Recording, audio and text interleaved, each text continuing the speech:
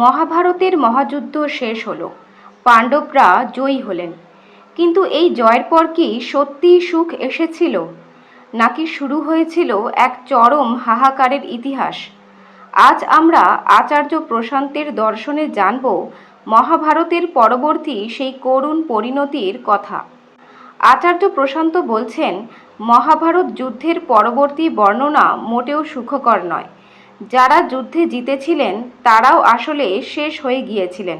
ধৃতরাষ্ট্র, কুন্তী এবং গান্ধারীর মতো বৃদ্ধ মানুষগুলো শেষ জীবনে বনে চলে যান এবং সেখানে এক ভয়াবহ অগ্নিকাণ্ডে তাদের মৃত্যু হয়।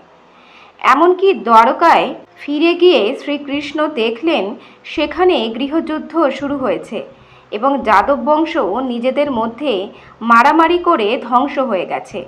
পাণ্ডবরাও যখন দেখলেন চারিদিকে কেবল ধ্বংস আর মৃত্যু, তখন তারা রাজ্য ছেড়ে হিমালয়ের পথে যাত্রা করেন এবং একে একে সবাই মৃত্যুবরণ করেন। শেষ পর্যন্ত যুধিষ্ঠিরের সাথে কেবল একটি কুকুর জীবিত ছিল।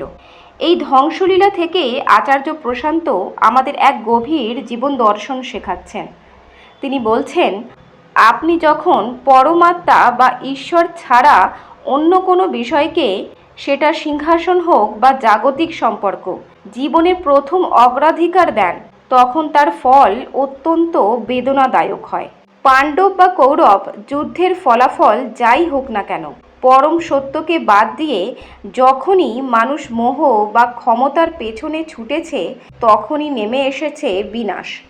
আচার্য প্রশান্তের ভাষায়, আমাদের প্রথম এবং প্রধান পরিচয় হওয়া উচিত আমরা কৃষ্ণের প্রেমিক বা সত্যের অনুসারী।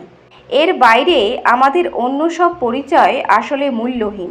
মহাভারত আমাদের শেখায় যে রক্তক্ষয়ী সংগ্রাম আর জাগতিক জয় শেষ পর্যন্ত শান্তি আনে না। শান্তি তখনই আসে যখন অন্তরে সত্য বিরাজ করে। তাই জীবনের লক্ষ্য কেবল জয়ী হওয়া নয়, বরং সঠিক পথে চলাই আসল সার্থকতা। কৃষ্ণকে পাশে নিয়ে সত্যের পথে চলাই হোক আমাদের জীবনের মূল মন্ত্র।